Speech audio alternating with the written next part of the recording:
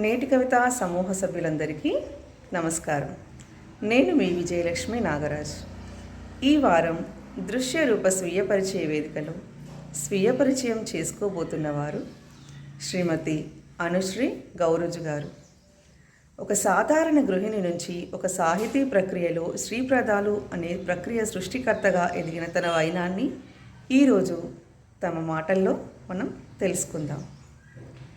అందరికీ నమస్కారం. నా పేరు అనుశ్రీ, గోదావరిఖని, పెద్దపల్లి జిల్లా. మా వారి పేరు రవీంద్రాచారి. మా పిల్లలు అనుజ్ఞ, విజ్ఞత. అమ్మా నాన్నల పేర్లు పొడిశెట్టి భిక్షపతి, సరస్వతి. నా కవిత్వానికి స్ఫూర్తి మా నాన్నగారు.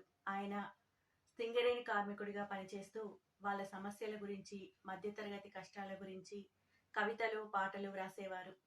మా చిన్నతనంలోనే మంచి పుస్తకాలను పరిచయం చేయడం మాకు ఎంతో ఉపయోగపడింది.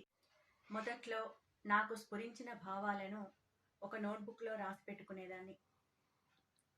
అప్పుడు ఈ వాట్సాప్ సమూహాలు కానీ, స్మార్ట్ ఫోన్లు కానీ లేవు. అలా రాసుకున్న పుస్తకాలను ఒకానొక సందర్భంలో చదివి ఇవి రాతలు కాదు కవితలు అని గుర్తించి నాకు ఫేస్బుక్ను పరిచయం చేసి అందులో నా కవిత్వాన్ని పోస్ట్ చేసి పలువురి ప్రశంసలు అందుకునే అవకాశాన్ని కలిగించింది జేవి రాజు గారు. ఫేస్బుక్తో పరిచయం ఏర్పడిన తర్వాత నెమ్మదిగా ఏకవాక్య కవితలు మొదలుకొని దీర్ఘ కవితలు కూడా రాయడం ప్రయత్నం చేశాను. అలా నేను రాసిన వాటిల్లో 4వ కవిత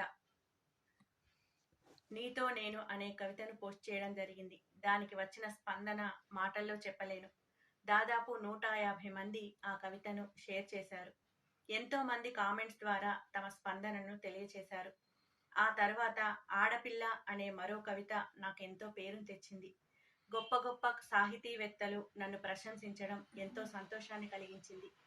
ఆ తర్వాత పొన్నాడవారి పున్నాగవనం అనే గ్రూప్ ద్వారా వారణాసి రామకృష్ణ గారు, రాజేశ్వరి గారు, కవయిత్రి మెరాజ్ ఫాతిమా గారు, పివిఆర్ మూర్తి గారు, ఓరుగల్లు కవయిత్రి అంజనాదేవి గారు, అలిమేలు మహాలక్ష్మి, ఇలా ఎంతో మంది శ్రేయోభిలాషులు నాకు అందించిన ప్రోత్సాహం నేను ఎప్పటికీ మర్చిపోలేను.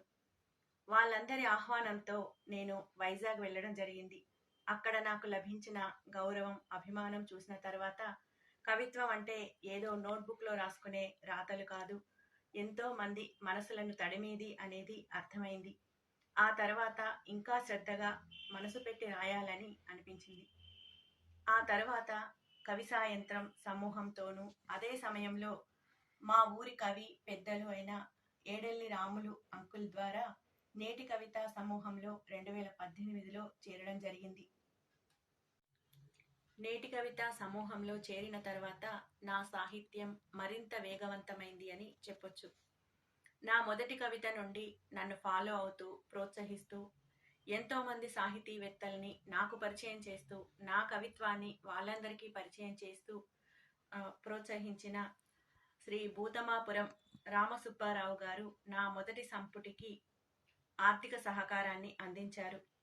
నేనెవరో ఏమిటో తెలియకుండా కేవలం నా కవిత్వాన్ని చూసి చేసిన సహాయాన్ని నేను ఎప్పటికీ మర్చిపోలేను.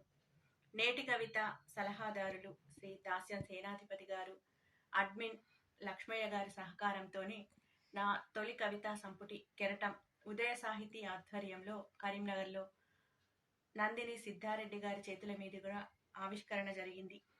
కెరటం కవితా సంపుటికి అంగల కుదిటి సుందరాచారి గారి పురస్కారం, గిడుగు రామమూర్తి గారి పురస్కారం, లింగుట్ల నరసమ్మ గారి పురస్కారం లభించాయి. అవి నాకు ఎంతో సంతోషాన్ని కలిగించాయి.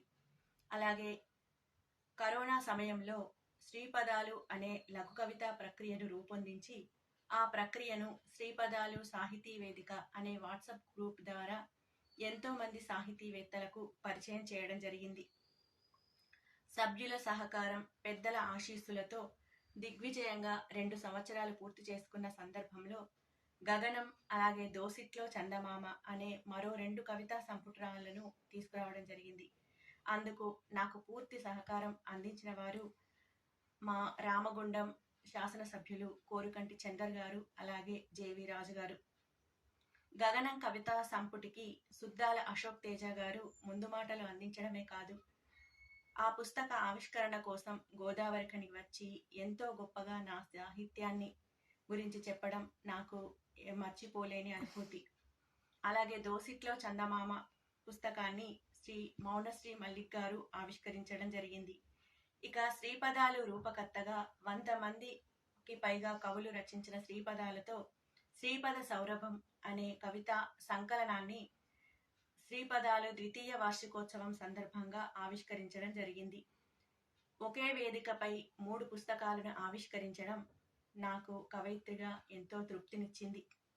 ఆ తర్వాత వేద, అంతర్యుద్ధం, జగతి అనే నవలలు కాకుండా ఇంకా 50 కథలను కూడా మామ్స్ ప్రెస్సో అనే యాప్ ద్వారా నేను ప్రచురించడం జరిగింది.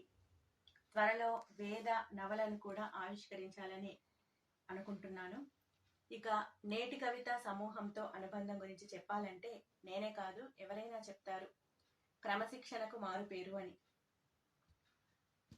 ఈ సమూహం నుండే మేమంతా సాహిత్య ప్రపంచంలో ఎలా మెలగాలి అనేది చాలా వరకు నేర్చుకున్నాం. నేటి కవితలో నేను అందుకున్న పురస్కారాలు కవితా భూషణ, కవితా విభూషణ. నేను అభిమానించే కవులు అంటే ఫేస్బుక్ ద్వారా పరిచయమైన మెరాజ్ ఫాతిమా గారు. ఆవిడని నేను గురువుగా భావిస్తాను. మొదట్లో నాకెంతగానో సలహాలు, ప్రోత్సాహం అందించారు. అలాగే నా దోసిట్లో చందమామ పుస్తకానికి ముందు మాటలు కూడా రాశారు.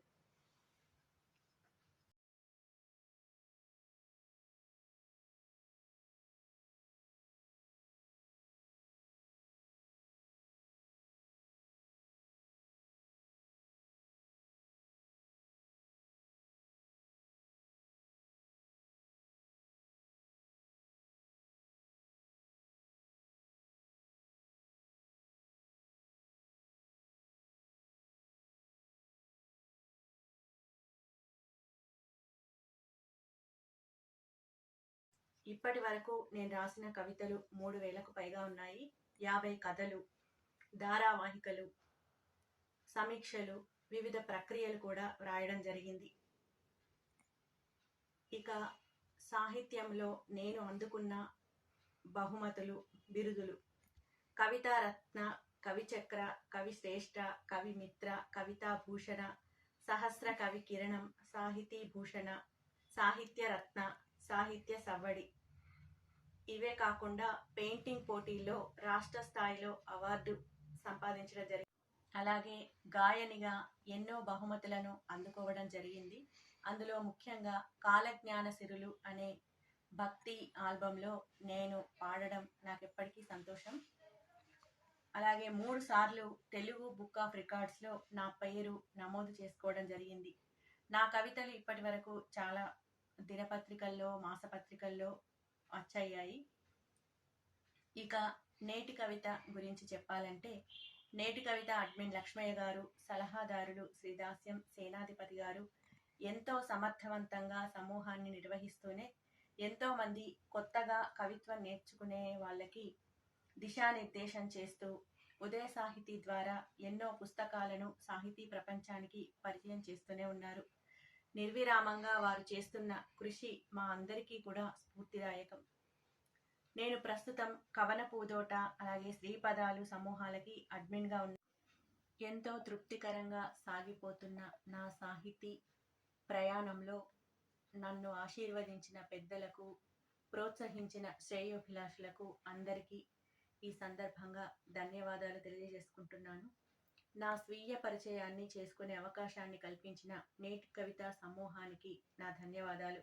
అలాగే స్వీయ పరిచయ వేదిక ఎంతో శ్రమతో కవులను, కవయిత్రులను పరిచయం చేస్తున్న నేస్తం విజయలక్ష్మి నాగరాజు గారికి నా హృదయపూర్వక ధన్యవాదాలు.